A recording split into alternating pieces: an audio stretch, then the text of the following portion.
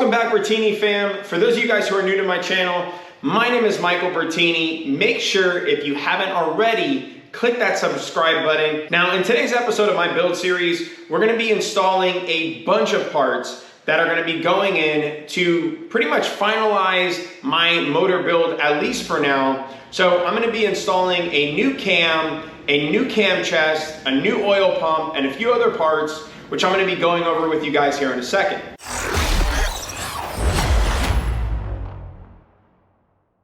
Now for this episode, you're actually gonna see that we're gonna be at a few different locations. Now, the first location is S&S Performance, located in Mineola, Florida. One of my buddies works there and he's gonna be helping me install all of these parts onto my bike, the new cam, the cam plate, the oil pump, all the parts that I'm gonna be putting on. He's gonna be helping me do that at his shop. The main reason I'm taking it to a shop in this case scenario is because I wanna change out the cam bearing and I do not have the tool to change out that cam bearing. And so if I'm gonna pull apart all these motor pieces, I might as well take it to somebody who has that tool so I can get that cam bearing changed out. And for those of you guys who are at home or who are thinking about doing this on your own, that is an added benefit. If you do have a brand new cam bearing, you're gonna wanna change it out. At least that's what I'd recommend that you do. And so if you don't have that tool, either invest in that tool, which I haven't done, or just take it to your local performance shop and they can help you remove that part out of your bike. Keeping in mind though, that if they pull that bearing out, you're probably gonna want them to install the new bearing in, the cam, and all the rest of the parts that go with that build. Or if you truly are a do-it-yourselfer and you do want to replace your cam yourself and those other parts that I'm going to be putting on, you probably are going to need to invest into that cam bearing tool, or you could just say F it and not replace the cam bearing. And in most cases, like in my case, it's probably going to be fine to leave the original one in there. Probably do not need to change it, but I have a new one, so I might as well go ahead and do it. And so the second location that you guys are going to see in this video, which you guys should already be pretty familiar with on my YouTube channel, is Seminole Harley-Davidson. And that's because we're going to be going to see Sick Wide Glide, who is my tuner for this bike, and he's going to go ahead and tune the bike based on the new cam profile. With that being said, let me go ahead and show you what we're going to be taking off of the bike, and I'll go ahead and show you what are all the new parts that we're going to be putting on the bike. Okay, so I know you're not going to be able to see this, but I'm taking out the factory cam that's going to be located in here. I'm changing these Tappet collars here to black. I'm changing these, the rod covers, these also to black. So this is gonna be completely blacked out. This is gonna be completely blacked out. And then I'm changing out the Tappet collars on the inside of here, which I'm gonna show you here in a second. So basically this whole thing is gonna be blacked out as well. Eventually I am planning on changing this to black, just not right now. I don't know, maybe in a month or so I'll probably change it out, maybe less. We'll see how I'm feeling. Obviously, it's a lot of work to take this whole thing apart here, so we'll see how I'm feeling and maybe we do that. So after this is done, all of that is all gonna be black. Everything that you see there and there, that's all gonna be black, so it's gonna give a really nice, clean, blacked out look to my motor. Now, let me just quickly give you a rundown of all the things that are gonna be going on the bike. So we have the bearing and the gasket. We also have the chain tensioner from S&S. Let me see if I can get you guys some part numbers here. We have a 0950-0962. This is the tensioner kit, and it fits 2017 and up M8 models, which obviously is what I have. So it's a nice, pretty chain tensioner. I also have a set of high-performance tappets, part number 3300718. Now, since I have a 131, I have the full stage 4 kit. Harley, the Screaming Eagle kit, does come with performance tappets, but I think these are better. These are from S&S, so that's what we're going to be installing here. I also am installing a set of anti-rotation tappet cuffs, part number 3300655, and you can't really see them in here. They're black, they're aluminum. The factory ones, I believe, are like a plastic of some sort. These are really good. This is a great upgrade. So since we're going to be taking it apart, might as well go ahead and add these to the build. And then we're also going to be installing these beautiful black Tappet covers. I am going to be linking all of this stuff in the description box below. So if you guys are interested in doing the same thing yourself, you can go ahead and just check out the links that I put in that description box below. Okay, and then I have a set of push rods from S&S. These are the adjustable push rods, and like I said, I went with the black covers, so it'll really continue to black out my build. Let me see if I have a part number. Yep, I do. It is 9300137, and these are the adjustable push rod kit, and I got the gloss black ones. And now, getting into some of the fun, pretty looking stuff. This is going to be, let me show you here, I'll show you in the box. There goes the cam chest. It's so beautiful. Oh my God, it's so beautiful. It's from S&S. I love it. I love the way it looks, even though nobody's ever going to see it, but it's still gonna flow more oil, better oil, move around oil, etc. Keep everything where it needs to be. Let me see if I can get you guys a part number on this. This is 3100939A. Now you need to make sure that when you buy this kit, which I'm going to show you the rest of it here in a second, but when you buy this kit, you get the one, if you have the oil-cooled model, you get the one that is specific for oil-cooled models and not the liquid-cooled models. And I'm also going to be installing this S&S oil pump. Let me give you the part number on this. Man, this stuff looks so beautiful. The part number on this one is going to be 3100959A. And once again, this is for the oil-cooled, let me see if I can zoom in right there, the oil-cooled models. Very important that you get that. Of course, assuming that you have an oil-cooled model and not the liquid-cooled one. If you have the liquid-cooled model, then make sure you get the liquid-cooled one.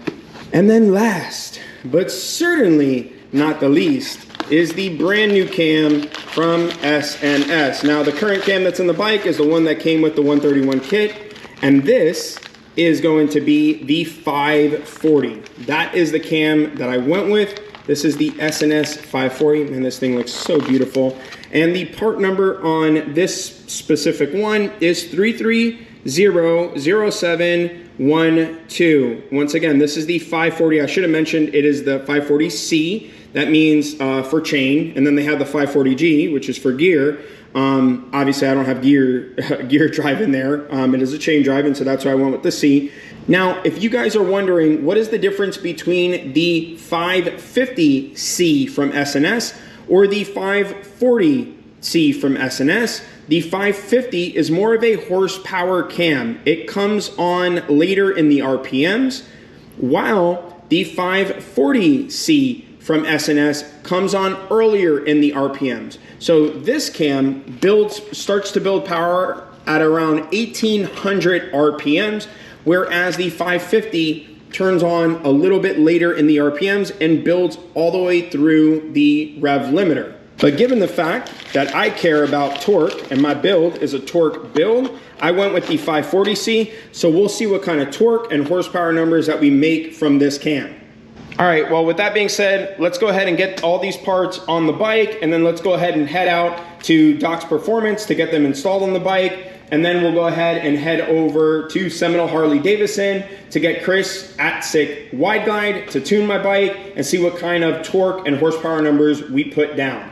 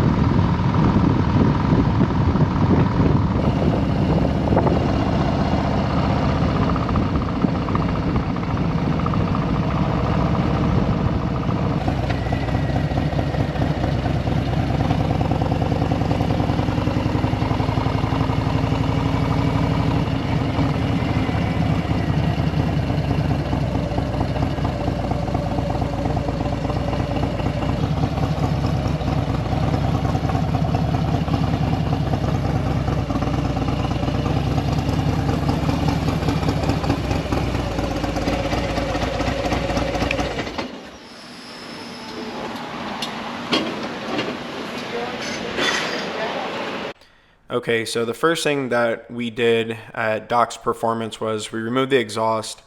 Then we did the intake, as you see here. So you're seeing Corey just unscrew everything and take everything off to get ready for this cam job. So he's using power tools sometimes, but most times it's done by hand. This is removing the clips from the original factory push rods.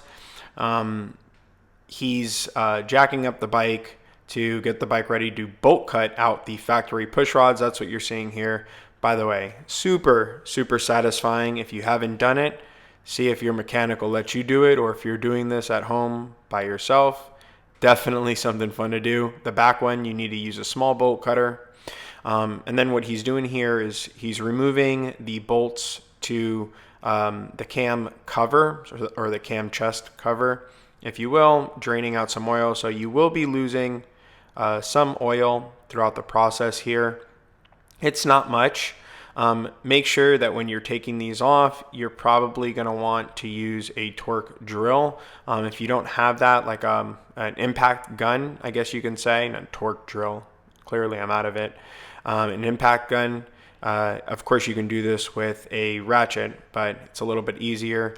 Just wanted to show you guys how clean it was in there after we removed it. He's removing the tappets here, or I should say the tappet cuffs. That's the old cam chest and oil pump, and that's all the new parts that are going in.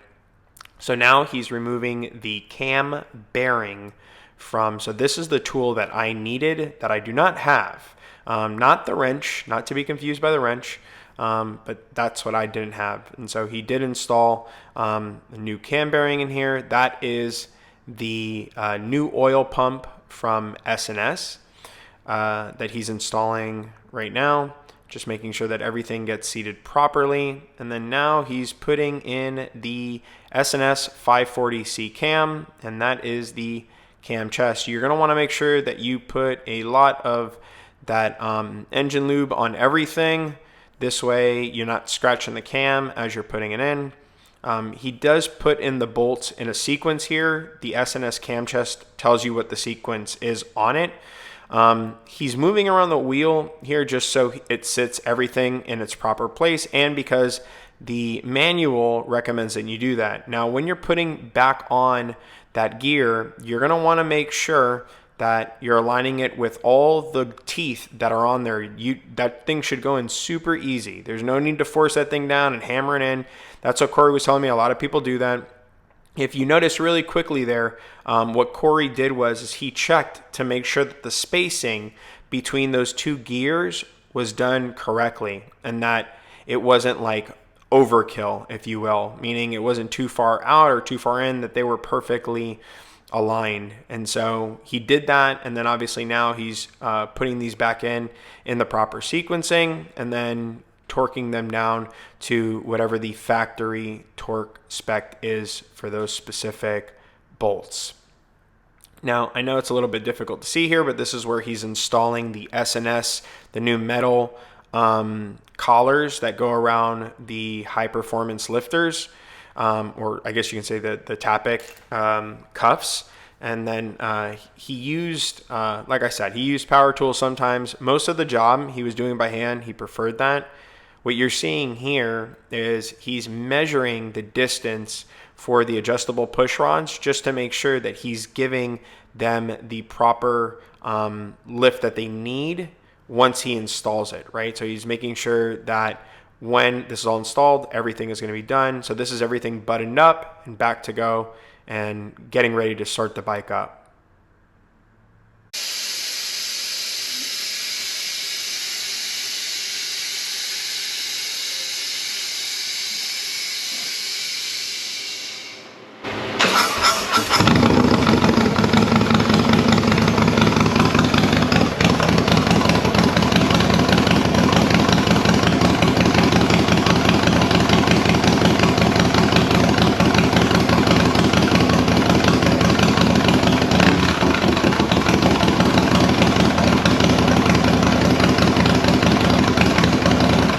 Everything came out great. It actually sounds really good. I'm sure you guys just heard the clip. The bike has not yet been tuned, so I'm going to be taking it over to Seminole Harley-Davidson.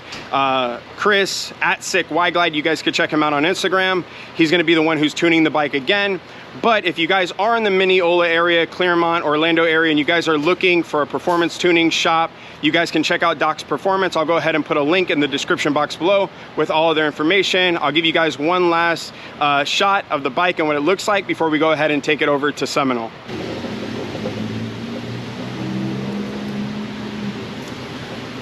Okay, so I'm assuming you're wondering why in the hell am I back here in my garage if I just said that I was gonna be heading over to Seminole Harley-Davidson?